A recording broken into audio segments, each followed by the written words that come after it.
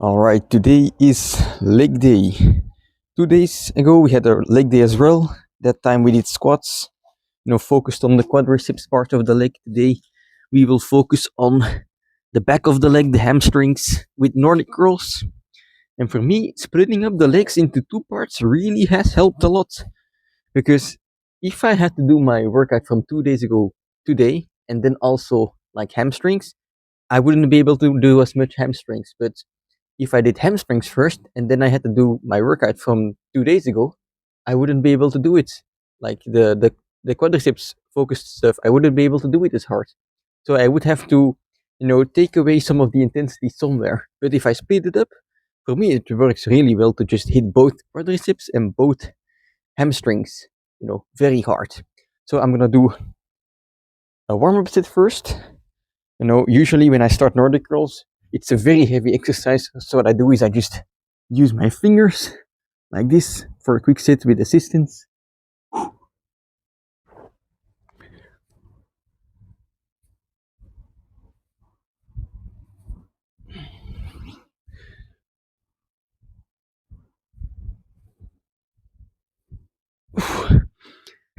It's frozen here. Anyway, now I'm gonna take a quick rest, but I'll explain in the meantime, why for me the splitting up legs works, but it might not be for someone else. Because, for me, like I said before, I like to train every day, So every day I want to do something, and if I do all my legs at one day, the next day I will feel it so hard that it will become difficult to train. And for me, that's a disadvantage. So I like to split up, my leg day in two parts, and then the damage the day afterwards will also become smaller, allowing me to train on those days. So yesterday I did an arm day. Of course, the calisthenics arm day is not like only arms, so it's like a bit of other stuff as well. But because I only did my quadriceps the day before, it was relatively okay. The fatigue was relatively okay, and I was still able to go hard. So that's an advantage. Of course, if your training frequency is lower, then splitting up your legs might be a bad move as well. Let's do another warm-up set with one finger now.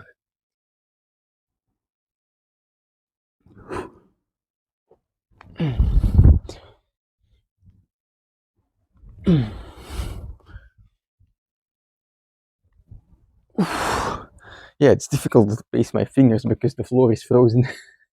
That's interesting.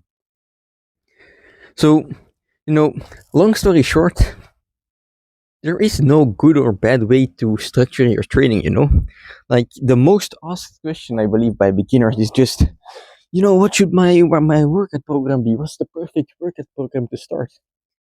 And my short answer to that is, why are you searching for the perfect program? I mean, no one knows the perfect program. It's different. Like the perfect training is different for everyone. It's different for me and for you because our goals are different. And even if they were the same, even if we had exactly the same goals, our life is different. I have a full-time job. You might be going to school. You might have a wife and kids. I don't. So just have different times at which we can train, which we like to train. We have different things that we like to do in our training. So there is no perfect program, and I think that's okay. Because especially if you're a beginner, if you are doing nothing today and you just do anything, even if it's not 100% efficient, you're going to make improvements. It's very easy to make gains as a beginner. Everything you do is an improvement. So don't strive for the perfect program for the beginning. Just try something basic, because the basic stuff is usually like, 80% of the way there. And if you got like a test at school and you get 80%, you're happy, right? So why wouldn't you be happy with 80% of your training? Just start with a basic push pull legs, for example. Maybe add a rest day, maybe add some cardio. Like in the beginning, I would recommend doing high frequency because it gives you a lot of opportunity to learn what you like and what you don't like. What kind of training you want to do, and then just adjust it from there. So I'm gonna put the backpack on my on my back now. I'm gonna eat the yapping for a moment and start doing my sets because it's cold outside and I'm freezing. So if I do some training, I will get warm and cozy.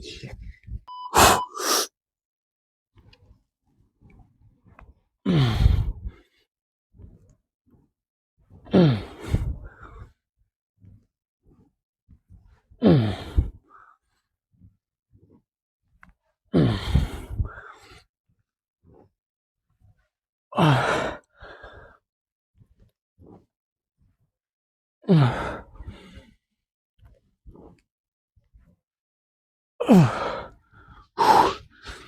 right, 7 reps.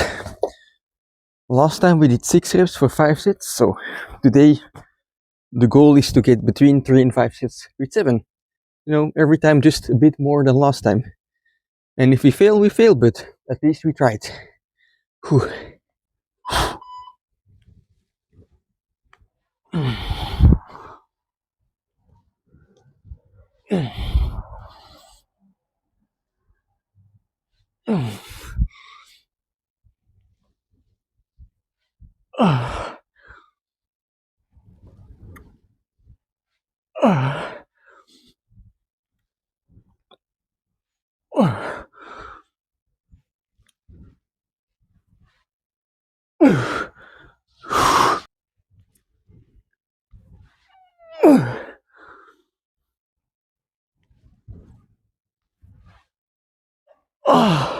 All right. That was 7. That felt really hard because I started off easy, you know, with these weighted index finger assisted Nordics. That's a mouthful. I started off easy with 5 sets of 5 with 10 kilos. And then I went to 15 kilos for 5. And then I went to 6 reps for 5 sets. And now 7 reps for 5 sets. And I'm increasing noticeably every time, you know, but my body isn't getting stronger as fast. I am just, you know, learning how I can put everything I have into the Nordics. Because, you know, going all out in a set is a skill in of itself, you know. So now I'm learning how to use all the strength I have, which is why I'm able to grow quite rapidly, you know, increase my numbers quite rapidly. But at some point, you know, this is gonna catch up to me. It is right now, and it's actually gonna start feeling super hard. So I think next time I won't necessarily be doing 8 reps. I might just be doing unassisted Nordic curls, which is very exciting. And speaking of which, I will do them right now as well because I have used these sets. I'm gonna take a bit of a longer rest. I've used these assisted Nordic curls with extra weight now, and I'm used to like having 15 kilos on my back when I go down. You know, when I don't have my finger on the ground yet, it's just the normal Nordic curl with 15 extra kilos. So right now, my CNS, my central nervous system, is primed like, holy shit, okay, today is heavy. Today is 15 extra kilos. But when I remove the weight and I then go back to normal Nordic curls, which I'm gonna do now, it's gonna feel light, even though I'm already tired. Like, you can use this as well when you're going for like a maximum rep set, like an M rep, and you want to get as many reps as possible on like a certain like pull-ups or something.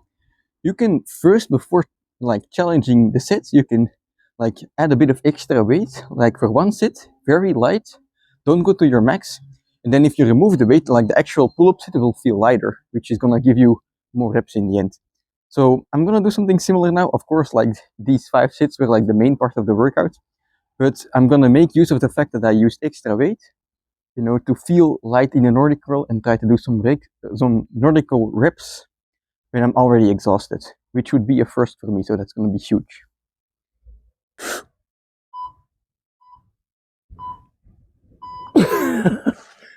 A bit too optimistic.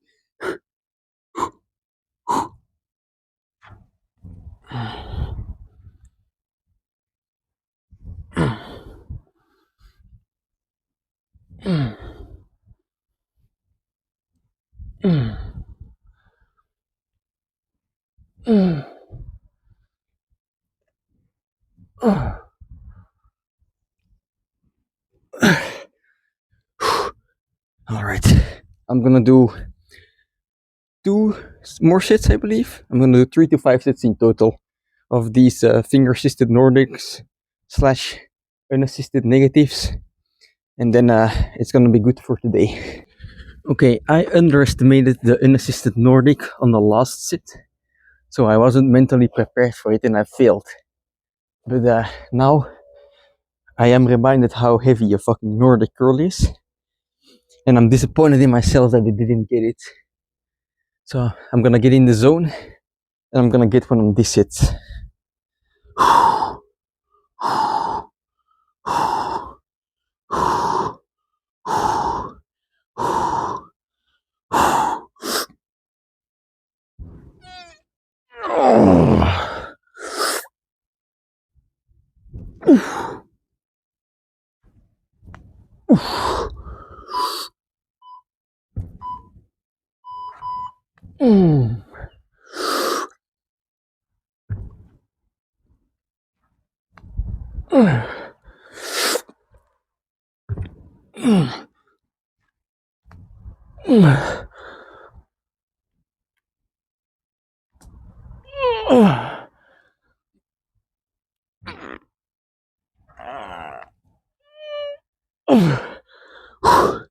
All right.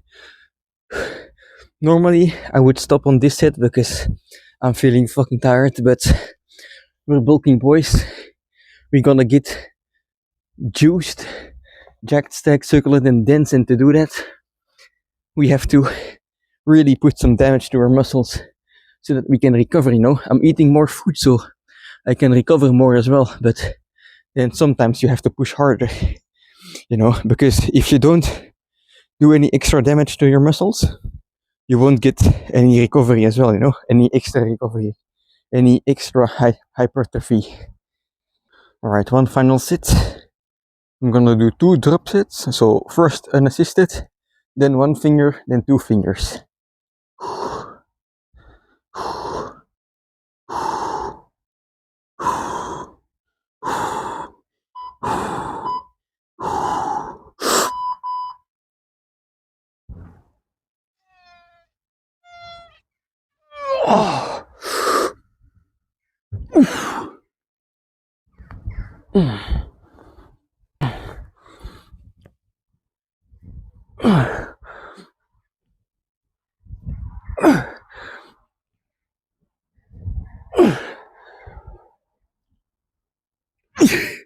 All right, that's it for today.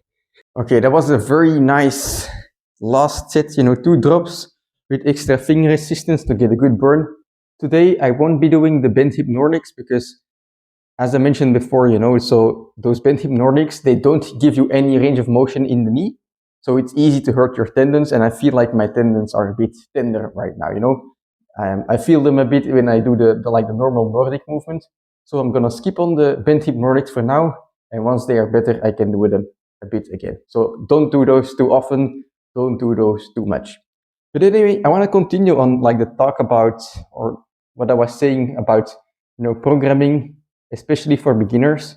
There is no perfect program, like I mentioned, but what I would just tell you to focus on, like my advice if I was a beginner, would be to train frequently. Because if you're trying to gain like a new custom, like a new habit, if you're trying to develop it, it's difficult, most difficult in the beginning, because we don't like change as humans. You know, humans are like mostly designed to, if they have it good, they want to keep that state. You know, we have it good in our daily lives.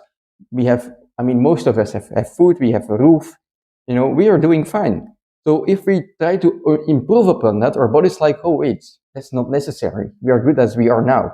So developing new habits is difficult.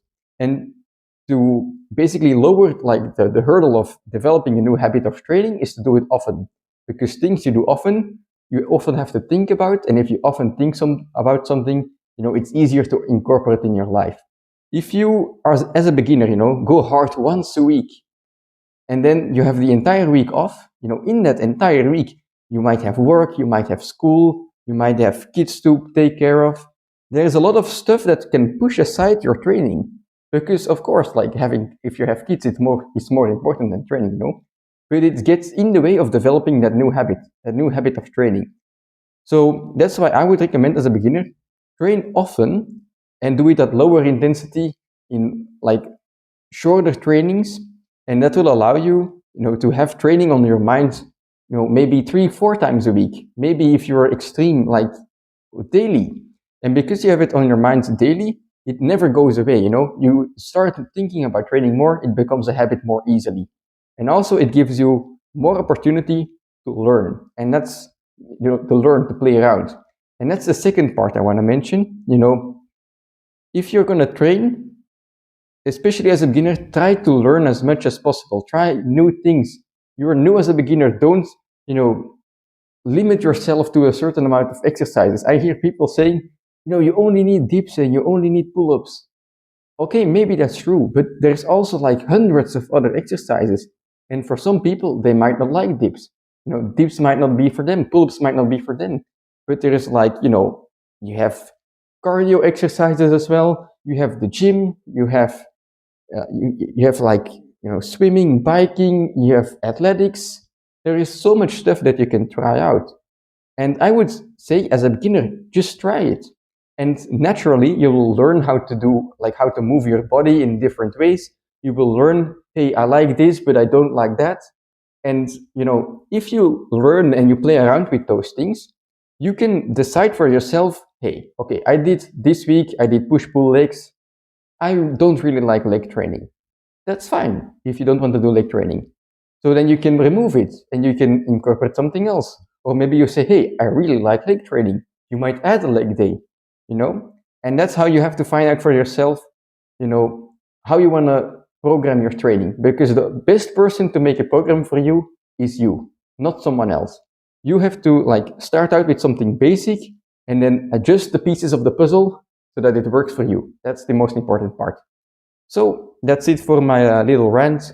Tomorrow we have planche. I'm very excited because I'm going to try 4 presses, which is, I haven't done it before. I've done it before, my best on presses is like 7, but I'm going to do it for multiple sets. And that's like a really long time ago that I did that. So yeah, that's going to be fun. I'm looking forward to tomorrow.